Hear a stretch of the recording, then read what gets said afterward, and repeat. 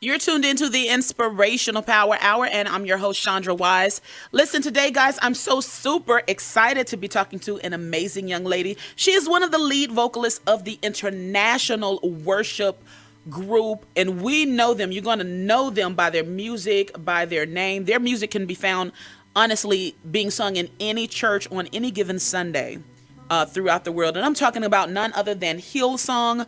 And today we're talking with one of the lead vocalists, Miss Taya Smith. How are you, ma'am? Good. How are you? I am awesome. Listen, thank you for taking time and for being with us today. Thanks for having me. So, Taya, today you're here talking about the DVD Let Hope Rise, Hillsong, the movie that's available now everywhere. So this is just basically a visual presentation on tour, preparing for worship, behind the scenes. So much that we know people are going to take away from this. But what is the main thing that you want people to get when they see this movie? I think it's kind of in the title for what I would like. Just that people would walk away more hopeful, inspired, and just super encouraged with whatever, they've got in their hand, whether they know God or not, but just that they would, if they know Jesus, that they would be super encouraged going, okay, God can do a crazy, cool thing in very ordinary lives because he's a really awesome, extraordinary God. And I would hope that Christians would be encouraged, but I would also hope that people who don't know Jesus, just that they would be inspired with, whatever is in their hand, whether it's, the arts or whether it's business, but that they would just be encouraged and just go, okay, like, even, maybe if they've never been in a church before, that they would go, these are very ordinary people, and then maybe not maybe the typical Christian that I thought that, they had to be like or act a certain way to be able to, be in church, but maybe church is a place that I could, call home or find community. And, it's kind of like I have a lot of different hopes for both spectrums. So now, one of the things that I loved when I saw the trailer, you dubbed this a theatrical worship experience. Now, you guys are constantly pushing the boundaries in what you do. Do you ever intentionally challenge yourselves to say, hey, guys, we got to kick it up, take it to another level, or is it something that just kind of happens naturally? Well, I feel like, every time, like, Joe's a pretty amazing guy. He kind of, like, spearheads, Hillsong United, and he's always, like, challenging us, like, you don't want to just, like, settle back into what we've done before, but you want to not only be making music that you love, but just be challenging each other. Like, I think even within, like, our skill sets, within the things that we've been gifted to do, like, for example, we should all be getting better at our instruments. We all should be getting better at, if we're songwriting, that, the next song that we write, like, we should be trying to, be bringing our best because, we believe that we serve an amazing God and he deserves our best and, not perfection, but excellence. And I feel like that's a state of heart. And so I feel like, especially the boys, they've really exemplified that. And anytime it comes to a project, I haven't been involved in heaps of them, but the ones that I have seen, like, they've just gone, like, they're just all in it and they're, like, sold out to it. And so I feel like you can't be sold out and not bring your best, So I kind of learned from them in that as well, like, wanting to, see what we can do. And, like, for me, whether it's, like, going to the vocal booth and we're trying different things and then we'll do it, like, maybe the way that they're thinking, they're seeing it, and then there'll be a moment where he'll be like, okay, cool, like, now just have fun, or, like, go to town a little bit and just see what comes out. And it's kind of really refreshing as well, creatively, like, to know that, everything that you're wanting to do, that you're not just going to rest on your laurels and go, well, that worked amazingly last time, but we're going to, keep pushing forward. And, it always says in the Psalms, like, sing a new song to God, like, so I feel like he's kind of in on that as well, like, not just sitting back to what we've done before, but just keep on pressing in to the new thing that he's got going for us. All right, so some of the facts about Hillsong: you guys are from Australia. You have spent over 6 months on the top charts of contemporary Christian music, and you have 11 members of the group. Is that correct, Taya? Yeah, I think it's terrible that I should know, like, off the top of my head. I think it's like 9 or 10 on platform, but then we have an amazing team that we travel with, like our tour manager and the guys off stage that help, the guys with their guitars, and we have an amazing front of house and monitor engineer. So we've got a pretty amazing family that come with us. All right, guys, again, I said their music can be heard, is sung literally around the world on any given Sunday, any given day, really. Taya, I'm interested to know, how does the creative process work among you guys? Is it lyric based? Is it melody based? How exactly does that work? Well, I can't lie, I just need to do a disclaimer. I haven't actually written on any of the albums that's come out, but I have been able to sit in and be a part of like the process, as in whilst we're workshopping the songs and figuring out the keys and everything. It's definitely a labor of love, of wanting to bring, I'm not sure if I said it to you, but it's about like not perfection, but it's about bringing excellence and wanting to bring your best for God. So I feel like it's definitely a creative process where we'll get into the studio.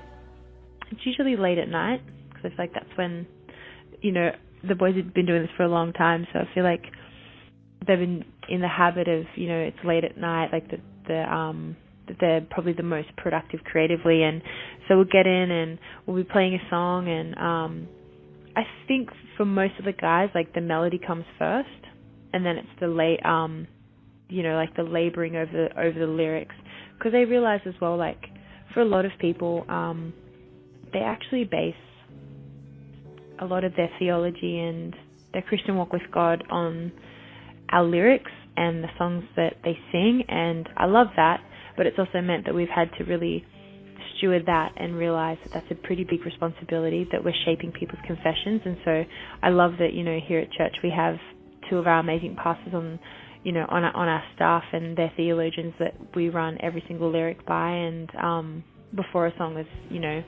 anywhere near an album, like there has to go through a process, and there's always like a dread where you're like, oh, am I going to get like a lot of red marks on the lyrics that say, hey, this doesn't make sense, or this is great, love this, but what are you trying to say here, because that doesn't line up biblically, and all that kind of stuff. So we take it very seriously, I guess you could say that. So Taya, you're the lead singer for the song Oceans, is that correct? Yes. Now, I think I read somewhere that originally you were not, I don't think you were supposed to be the lead singer. Tell us the story. How exactly did that happen? Yeah, it was like a crazy God thing. I like on the DL, the guys are going through a slightly different season, and I think they were even, trying to seek God on like, is this, like, are you still in this? Should we still be pursuing this, or should we be breaking off and doing our own thing? And I think they'd gotten a couple of girls to like just kind of sing on it a little bit and just see what was happening, but nothing was really I don't know, just whether it felt right or it just didn't pan out right. But for me it was crazy. I'd been a part of Hillsong Church, because we're actually a church. We've been going for 30 years, and we have the most amazing senior pastors, Brian and Bobby Houston, and they really love people, and they love the church, the local church, and really to see people just be fulfilled in the call of God in their lives. And I had this like little cool season where I was kind of away from everything, and I was part of the youth ministry because I couldn't make the creative team night, so I wasn't like able to serve in the worship team, but I was with youth, and I got an opportunity to try out for The Voice, and I was thinking that was my into the music industry, because that's why I originally moved to Sydney. And then turns out that I did an audition for The Voice. They loved it. They said, we'll give you a call in 2 weeks. I kind of like freaked out a little bit, and then because I had a friend that's like, hey, if you do this, everything could change. And so then I just prayed, and I said, God, if this is what you want me to do, can you open the door? And if it's not what you want me to do, can you shut the door? And then I got filled with peace, and then I didn't worry about it anymore. And it was about 2 weeks, after the audition, that I got forced to go on a week's holiday, try to fly home to see my family. The prices were too high, so I was stuck in Sydney. And it was on the first day of my holiday that I got a text from Michael Guy Chisholm, who's the producer of United and one of the guitarists, and said, hey, would you be free to come in to do BBs, which is backing vocals on the latest United project? And I was like, yeah, actually, like, I'm on a holiday, like, so sure. So I came in and just, and when I say BBs, like, I knew it was the melody of what I was singing, because we put down the track A Million Suns, but I didn't say anything, and they asked me to come back the next day, and it was, that's when we recorded Oceans, and they'd finished writing the lyrics like half an hour before I walked in, and I learnt the verse and sang it in the booth, came back, learnt the chorus, sang it, learnt the bridge, and then sang it, and it's kind of just, kind of how it happened, and it was a crazy, like, God story, and even at the time, like, I don't think any of us knew, that even, like, what it would do, whether opening doors or, like, even the favor that it would have, but in a way that's kind of nice because, Joel always says, all we're called to do is build the best ship that we know how, and then you just have to believe and pray that the Spirit of God will breathe on it, and you just never know what He's going to breathe on, and it just happened to be that one, and it'd be something that, resonated with people, and again, I feel like I can say that because I didn't write the song, but I believe that they're pretty incredible lyrics that, I guess, shape a prayer in all of us that are like, okay, God, like, I can't see where I'm going, but I know I need to trust you, and I know that as I trust you and spend more time in your presence that I'm going to be strengthened, and you're giving me faith for the journey kind of thing. So it ended up being the craziest couple of years, and I guess you could say even that song, shaped my confession over the last couple of years, because I was stepping into places and platforms that I didn't really feel like I was qualified for or anything, but that's the kindness of God and the grace of God, and He hasn't failed me, and I don't think He's going to start. So, all right, Taya, thank you so much. Thank you for taking out time and for talking with us today. Guys, remember, Hillsong, the movie Let Hope Rise DVD is released, available everywhere. Please check it out. We know it's going to bless you. Again, Taya, thank you so much. We truly appreciate it. Oh, thanks so much, Chandra. You're very kind. I really appreciate it.